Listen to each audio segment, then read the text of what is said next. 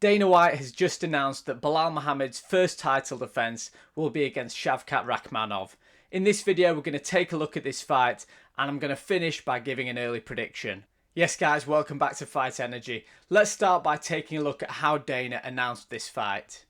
In the main event, welterweight champion Belal Muhammad takes on the undefeated Shavkat Rakhmonov. If you are one of those who believes that Dana White never wanted Belal Muhammad as champion, that video is probably quite good evidence for you. He does sound delighted at announcing this fight, but with good reason. It's a great fight. Yes, it's definitely a casual's nightmare fight, but I also believe it's the purest dream. Stylistically, it's such an interesting matchup, and we're going to get into where there are possible holes in each fighter's game when I come on to doing my prediction. But as a fight itself, it's what the welterweight division needs. It's going to be moving things on. There's loads of contenders in that division. There's JDM, Ian Gary, exciting fighters there. And this is the kind of fight that the UFC needs in that division, especially to close out 2024. So before we get into the tactical breakdown of this fight, I do want to mention some other content that I've got in the works. Last year, I went over to Austin, Texas and trained at B-Team, Craig Jones's gym, Nicky Rod's. I did an interview with Nicky Rod whilst I was there, as well as training. I did a bit of a travel vlog, which is definitely some content that I'd like to do a lot more of in the MMA world in particular. So let me know if you'd like to see that video, guys. Like I said, I've had it for a while, but I have been more focused on these kind of breakdown videos, prediction videos. But let me know if you'd want to see that, and definitely drop a subscribe, drop a like on this video too. So anyway, let's get into the fight itself. Why stylistically is this such a good matchup? First and foremost, it's because both of these fighters do their best work on the front foot. We saw what Belal Muhammad did to Leon Edwards. He completely nullified his offensive weapons. Leon Edwards is such a good striker when he can dictate the terms of the fight, when he can fight at range and get off his amazing kicks, his amazing body kicks, his good rangy striking. But Belal Muhammad just closed that distance, kept on the front foot, backed him up against the cage, and we saw how that fight went. Shavkat Rakhmonov, in a similar vein, less grappling focused, but still similarly, is on the front foot. He'll put pressure on his opponents. You saw what happened in the Wonderboy fight, the Jeff Neal fight, Neil Magny. He'll come forward. In the Wonderboy fight and Neil Magny, he'll get them out of there early. With Jeff Neal, it was more of a war of attrition. He had to take a lot of shots, and we will be getting onto that as well. But they're both come forward fighters, and when these two fighters meet in the middle, it's going to be explosive. I can see this being a war, a real tear-up. Both fighters taking a lot of damage, and I really believe that this is a sneaky, sneaky good fight to end the year. Now, if we're going to look at each fighter individually, let's start with the challenger, Shavkat Rakhmonov. Areas that Belal Muhammad could perhaps exploit in his game.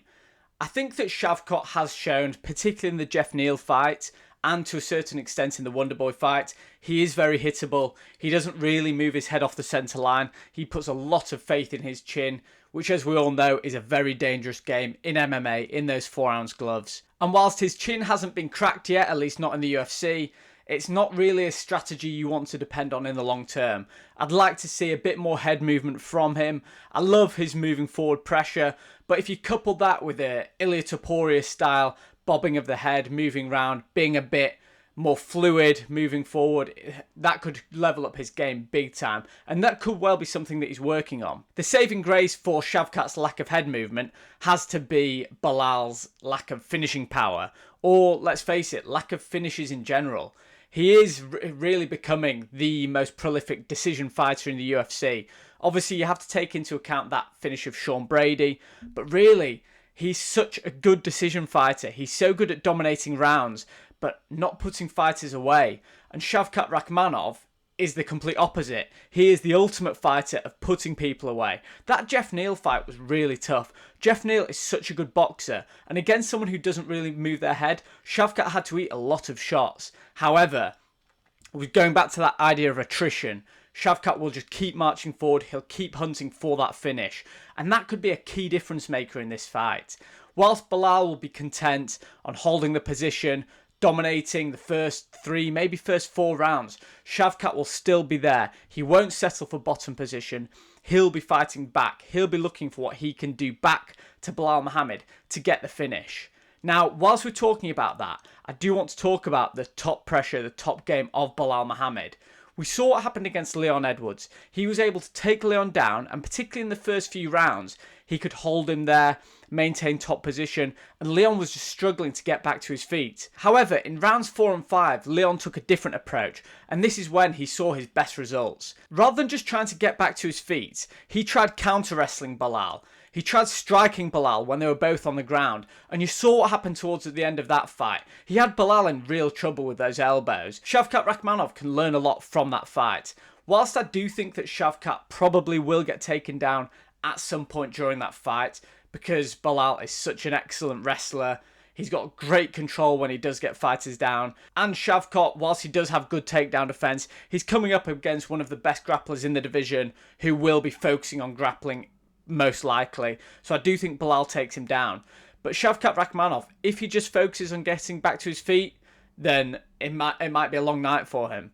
However, if he tries counter wrestling, putting Belal in bad positions when they're both against the fence, getting strikes off when he's on the ground, Shavkat Rakhmonov is the kind of fighter who does this. He is such a strong grappler. So based on this, look for Shavkat exploiting the transitions in wrestling. Look for Shavkat in scrambles, trying to get good positions, trying to get some good shots off when they're in those positions. So we've taken a look at a Shavkat weakness being his lack of head movement. He does get hit a lot, and Belal's striking has improved so much. He was beating up Leon on the feet, you need to remember that. But to the counterpoint of that, a possible area that Shavkat can exploit in Belal's game is if Shavkat does get taken down, not just to try and stand back up, because we know how hard that is against Belal, but rather go for some counter-grappling exchanges or for striking whilst they're both on the ground, whilst they're both clinched up. He could see some success there. At the same time, I am leaning towards Belal when it comes to the grappling exchanges. Don't get me wrong, I think Shavkat does have good takedown defense. I think his top pressure is awesome, but I think Belal just has a few more options when it comes to the grappling. I think he's shown a bit more domination. I think he'll also go for the grappling more, which gives him the edge anyway. But for striking, the opposite has to be true. Belal's striking has come on leaps and bounds, and for what he lacks in power, he does make up for with volume and cardio and pressure, but I just think Shavkat's got so many more options. We've seen the wheel kicks, we've seen the turning side kicks. He's got a lot more options when it comes to the striking, both at range and in close quarters. In close quarters, where Belal likes to do a lot of his work, Shavkat has shown himself to not mind getting hit, have an iron chin, and be able to still win the exchanges there. Against Jeff Neal, as we mentioned, who's one of the better boxers in the division, Shavkat still saw a lot of success in the pocket. And if Belal wants to meet Shavkat there, he is going to take some heavy shots whilst he's there. Shavkat has a lot of power in those strikes. And Belal's very durable as well, but I have my doubts whether he'll be able to take those shots for 5 rounds. At range, we mentioned the spinning wheel kick. Shavkat's got loads of nice kicks. Belal's got a nice left kick to the body as well. But I just think Shavkat, like I said, he's got more options. He's got more power. You have to lean towards him when it comes to the striking. But can Shavkat maintain a good level of striking output for 5 rounds? This is a question that I have seen debated online. Let's get Belal's cardio out of the way first. We know that Belal's going to be there for 5 rounds. He now has genuine 5-round experience, 5-round cardio. Not only 5 rounds just surviving at the end cardio, 5 rounds still moving forward, still putting the pressure on. Belal's gas tank is insane, and for as long as this fight does go on, I'm expecting him to be putting the pressure forward. It might be pressure that eventually gets him unstuck if he walks onto something big from Shavkat, but generally Belal moves forward whilst throwing strikes, and he's pretty defensively responsible. But when it comes to Shavkat, what can we say about his cardio? I actually think the criticisms of his cardio seem to be largely unfounded. Looking again at the fight against Jeff Neal, he was deep into that 3rd round before he got the finish. That tells me that yes, whilst it was only a 3-round fight, Shavkat's still there until the end, still looking for the finish, never looking to coast and see out a decision. So that's really good to see, especially for a fighter who was largely untested at that point in the UFC. At the same time, we haven't seen him over 5 rounds. UFC history would tell you that fighters with Shavkat's style, where there is a lot of power, where he's constantly looking for the finish, generally would have a worse gas tank than someone like Belal, who's more of a volume guy, throws shots with 50-70% rather than 100%, trying to put your lights out. However, There isn't enough evidence to make that assumption for Shavkat yet, so I don't think he's going to have as good a gas tank as Belal, but I'm not prepared to say that the gas tank's going to be a weakness. Before we get into the early prediction, I do want to talk about a couple of the other fights on this UFC 310 card. This is looking like a really stacked card. Obviously, you've got the welterweight title fight at the top of the bill, and then Pantoja against Kaya Sakura. I'll be doing a breakdown of that fight nearer the time, but just being completely honest with you guys, I've not seen Kaya Sakura fight before. Hardcores are probably screaming at their screens right now, but you know, I like to keep it completely honest. I'm aware of him. I've seen some highlights, especially since his signing to the UFC was announced, but I don't know enough about him to make an honest assessment at this time of that fight. Cyril Gane against Volkov, that's a fight that I am really interested in. I think that could be, let me know if you disagree, I think that could be a #1 contender fight in the heavyweight division. Particularly if John Jones retires, you could have maybe Tom Aspinall against the winner of that for some kind of unification. And the last fight on this card that I'm going to talk about in this video, because there are many more, we could go on for a long time and we will, is Vicente Luque against Nick Diaz. Now, I'm completely against this fight happening, I'll just be completely honest. I get it, look, they're adults, they can make their own minds up, they can say if they're fighting or not. But I just feel, based on what we saw in the Nick Diaz-Robbie Lawler fight, this guy should not be fighting anymore. Look, it's a harsh take. He might come back and look great. He might have just been totally unprepared for the Robbie Lawler fight. But when you're against a fighter like Vicente Luque, who hasn't looked great in his last outings, but the guy can still crack. Remember what he did to Tyron Woodley. He's a dangerous, dangerous fighter. They all are in that division. But I don't think this fight should be happening personally. But look, Nick Diaz can do whatever he wants. He's already got an amazing legacy in the sport. If this fight does happen, which I've still got question marks over, I'm not sure if it does, then I think realistically it only goes one way. But I have been wrong before. But anyway, yeah, UFC 310 looks like a stacked card. My prediction for the main event is going to be Shavkat Rakhmonov via finish. I think that Belal Muhammad will eventually walk onto something. Belal Muhammad's pressure is excellent.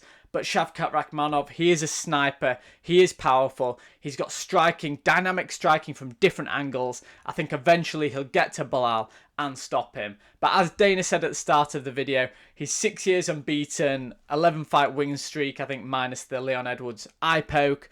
Belal Muhammad's done fantastically. Fair play to him taking on Shavkat Rakhmonov as his first title defense. Shavkat Rakhmonov, I'm sure, is a very avoided fighter in that division.